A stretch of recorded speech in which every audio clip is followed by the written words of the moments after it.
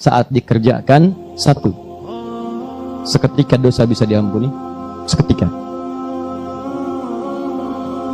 Yang kedua, ini rahasia terbesarnya, doa bisa dikabulkan seketika, doa dikabul.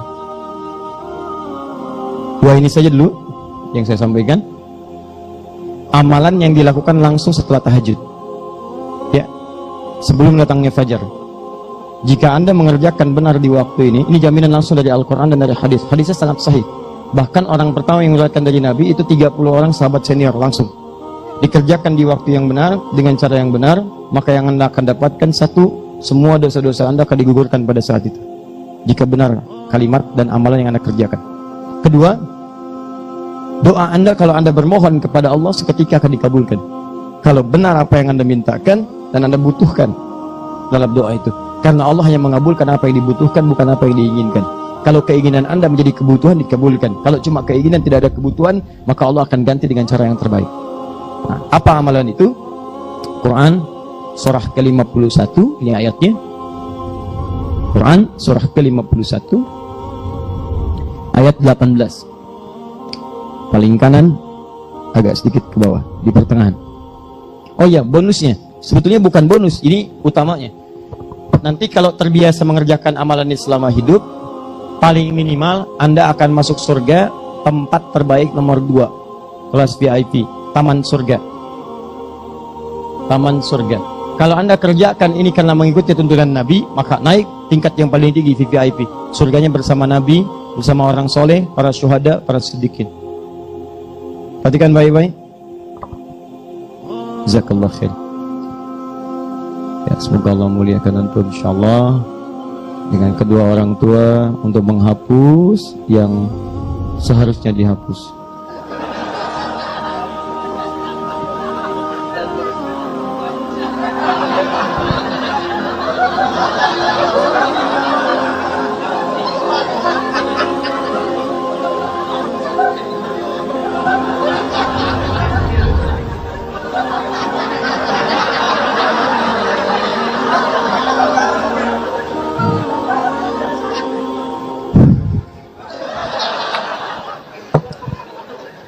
Dan semoga Allah ampuni dosa antum ya. Tadi saya tulis lagi di sini, satu, dosa diampuni. Dosa diampuni. Dua, doa dikabul. Nah, ya. Hapus lagi.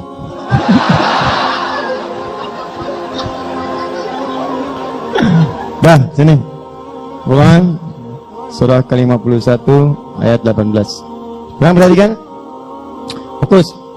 Sekarang sudah malam? Sudah malam sekarang. Kalau ukuran bahasa Arab sudah malam ya. Jadi begitu masuk Isya itu sudah malam. Isya itu batas malam. Batas malam awalnya muqaddimatul lail itu maghrib. Jadi kalau maghrib matahari terbenam itu pendahuluan malam, muqaddimah lail. Kalau sudah masuk Isya, dengan Isya masuk waktu itu sudah lail. Di lail itu malam. Al-lail malam. Wal-laili idza yaghsha. Lail malam ya. Nah, lihat sini saya beli ilmu sebentar. Ada lail, ada lailah, itu beda. Ya, jadi kalau ada al-lail, ada al-lailah pakai tak marbutah di ujungnya. Alhamdulillah.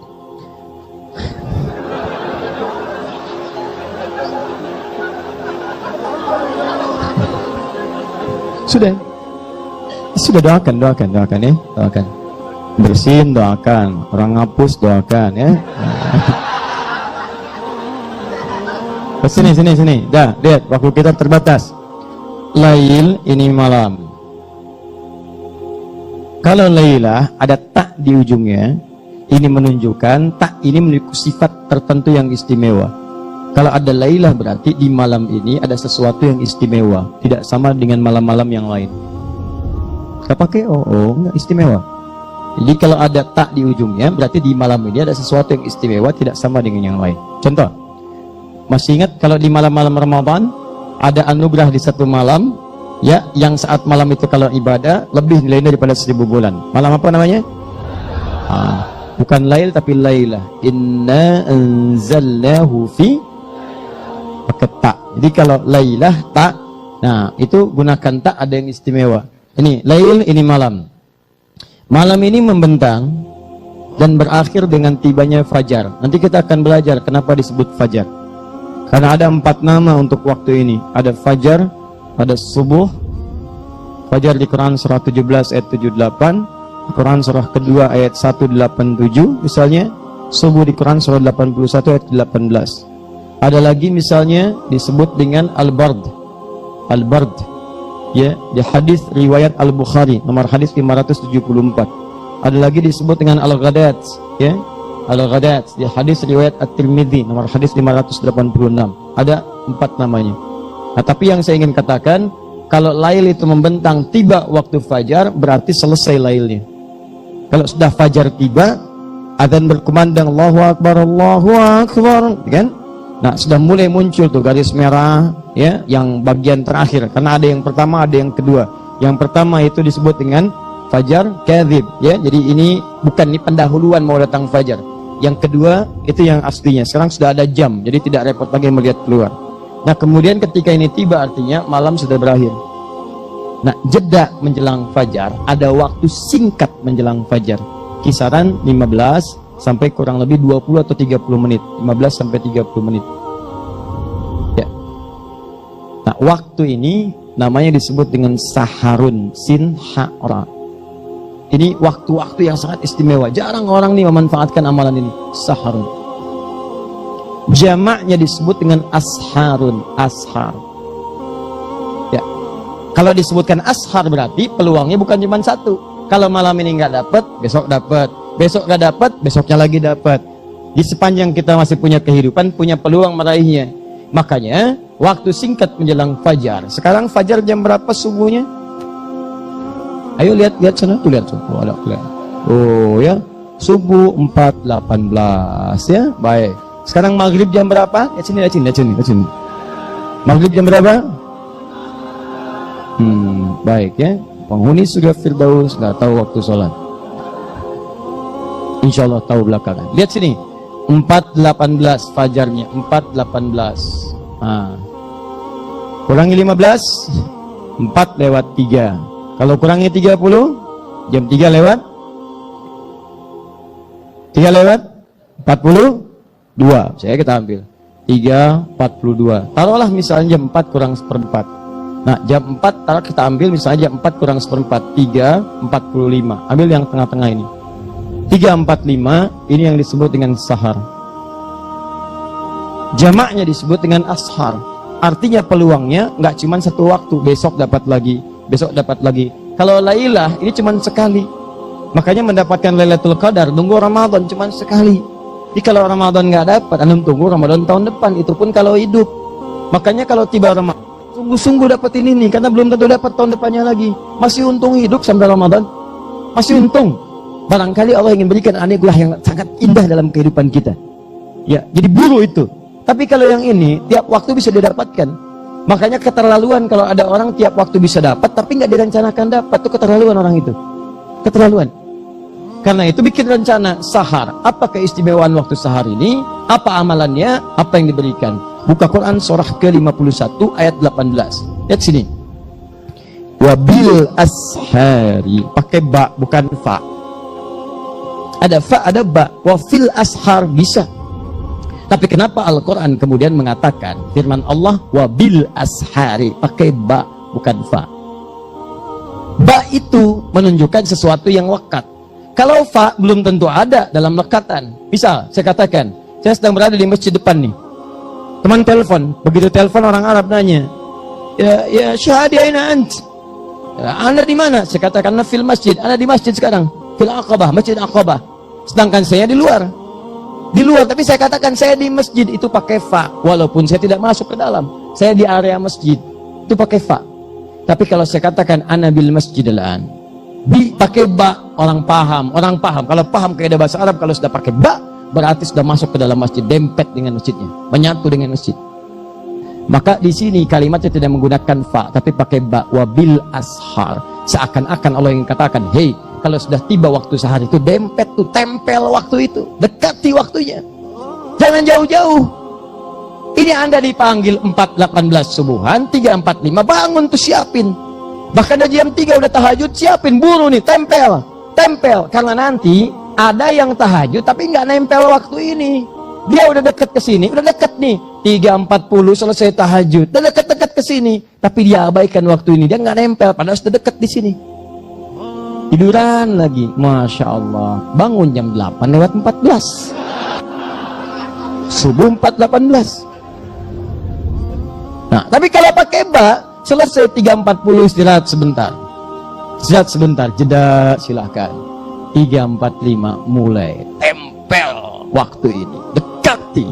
Ba'ul musahabah, jadikan sahabat dengan sahar.